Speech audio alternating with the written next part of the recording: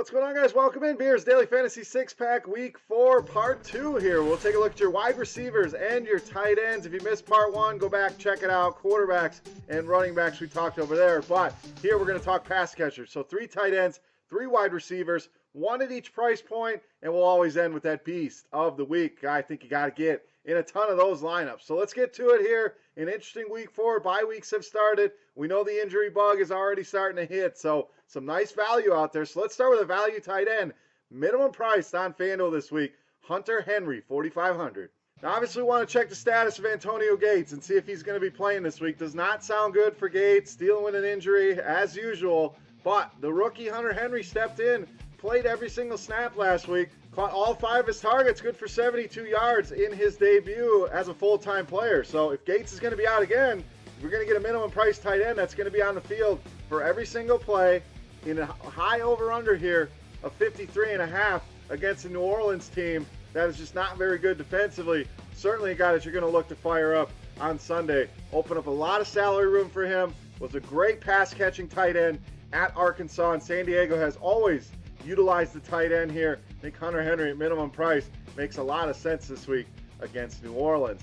All right, let's move up $500 here. We're going to roll with Zach Miller of the Bears, $5,000. Now, Miller steps in with Brian Hoyer, and it looks like these guys have had a connection for a long time. 8 for 78 and 2 touchdowns in their first game together. And we know Detroit has struggled against the tight end going back all the way to last season. Last season gave up the most touchdowns to tight ends. This season, not much better. We've seen game in, game out, big games against these Lions by the tight end. So Zach Miller, I think, is playable in all formats this week. I absolutely love this game. Potential shootout here between these two teams. 2 bad defenses. I think you're going to see a lot of scoring in this one. And Hoyer certainly locked into a guy like Zach Miller. Get him in those lineups at 5,000. All right, let's go up to the high end here. I'm loving me some Greg Olsen, 7,800. Now, Olsen, he does what he does each and every year. This guy's about as steady as it gets. 8, 9, and 10 targets so far in each game. 5, 6, and 7 receptions. So generally going to get you that 10 to 12 points as a floor, and we know the upside's there to get you well into the 20s. So the targets are there. Atlanta, they're struggling against the tight end as well. Only one team worse. That's the team we just talked about in Detroit. Atlanta, 31st against the tight end this season. Even saw Kobe Fleener put together a big game against this Atlanta defense. So Olsen, always going to be targeted by Cam. I think the price here is going to lower his ownership. People are going to look to spend down on the Millers, the Henrys of the world. Nobody really wants to pay up that much more for a tight end. So it's a great way to be contrarian, pay up when the average bear does not want to pay up. I think that's the case here with Greg Olsen, 7,800. He has a big game here in Atlanta against the Falcons. All right, let's transition over to the wide receiver position. Start with our low-end play, Will Fuller, 6,700.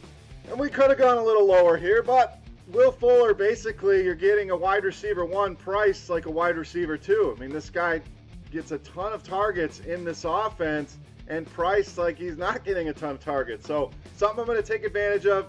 Tough game in New England. They even had some nice bracket coverage on him, so difficult for him to get over the top on that defense. But the 2 games before that, we know, went for over 100 yards in each of those games, has at least 7 targets in each and every game this season, and just gives you that big ceiling that you're looking for. Those big plays, this offense, it's kind of bogged down at times, but Will Fuller seemingly got his numbers each and every week. So that ceiling, optimal in tournaments, even in cash games, those 7 targets a week, certainly what you're looking for. I think the recency bias is going to play here.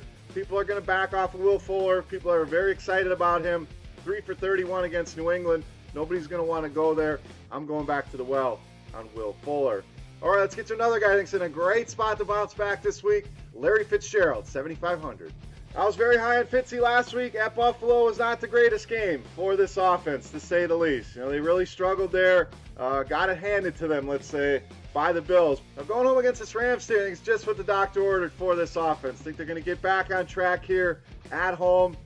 The Rams have allowed the 2nd most receptions to the wide receivers in the league. So they've struggled in that department. We know Larry Fitzgerald, a great red zone target, has at least 60 yards receiving in every game. Double-digit targets in every game, which is important. I don't think enough people focus on the target share, and Larry Fitzgerald's easily been the apple of Carson Palmer's eye. So I think that continues here at home against a bad defense. Larry Fitzgerald, my favorite wide receiver in the mid-range at 7,500. All right, Beast time. Let's get to it. My favorite play of the week, we call him the Beast of the Week. All right, Beast time, and we're not going to go all the way up to the high end. We're only going to go up $100 off of Larry Fitzgerald. We're going to save you some money here. We're going to roll with Marvin Jones of the Lions at 7,600, this week's Beast of the Week. And you can call this chasing points, you can call this chalk, you can call it whatever you want. But I've been on the Marvin Jones bandwagon since early summer. Go back and check the old Twitter machine. He has been in my cash game lineups each and every week, tournaments, and the ownership is still lower than where you think it would be. So, hate to let the cat out of the bag, folks. Marvin Jones is an absolute stud here. The targets are there, 10, 11, and 8 in his first 3 games. We saw the big game last week. Matchup gets even better here against this Bears secondary, who's vastly banged up. Kyle Fuller now injured as well. Just a ton of injuries on a defense that was bad already. Now you take some of the key cogs out of that defense. This game is going to shoot out, especially on the Detroit side.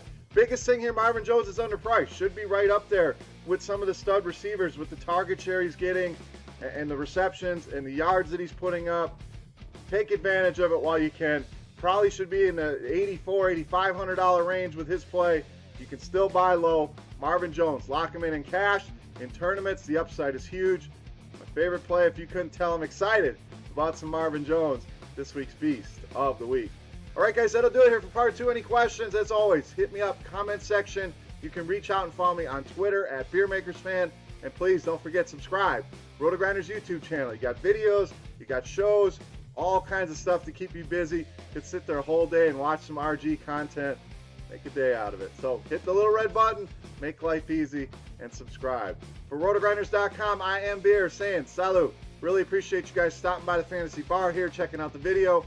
Stay tuned for DraftKings 6-pack. Should be out later today or tomorrow, so keep an eye out for that. And don't forget, go back and check out part 1, quarterbacks and running backs.